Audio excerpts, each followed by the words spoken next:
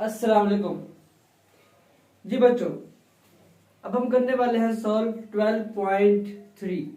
یہ important question ہے بڑا اور بہت ہی simple question. An object and its image in a concave mirror are of the same height yet inverted when the object is 20 centimeter from the mirror. What is the focal length of the mirror?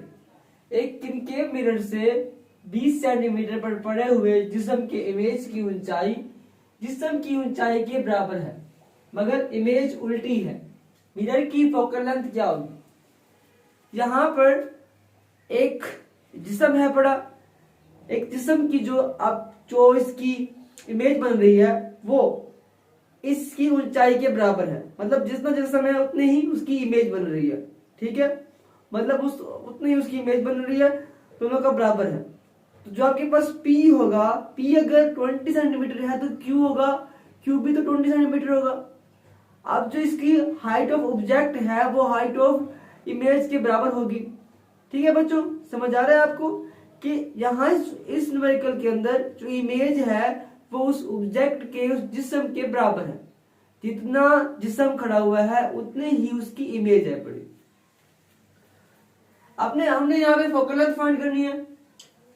Formula آپ لوگوں کو پتا ہے، mirror formula استعمال کریں گے. 1/f is equal to 1/p plus 1/q. بچوں ہمارے پاس کیا ہے؟ P اور جو Q ہے وہ کیا ہے؟ آپس میں برابر ہے پڑا. تو کیا کریں گے یہاں پہ؟ آپ کے پاس 1/f is equal to کیا آ جائے گا بچوں؟ 1/20 plus 1/20. اضافہ کر لیں گے 21 plus 1. 1/f is equal to بچوں 2/20. ہم نے فوکل لینتھ فائنڈ کرنی ہے، الٹ کر دیں گے بچوں.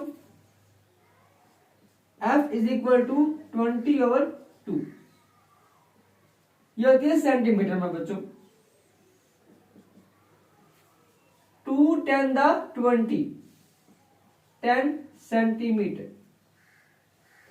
جی بچوں یہ ہے فوکل لینتھ. ہم نے فوکل لینتھ کو ہم نے فائنڈ کر لیا. امید کرتا ہوں کہ آپ کو اس میتھڈ کی سمجھ آ چکی ہوگی.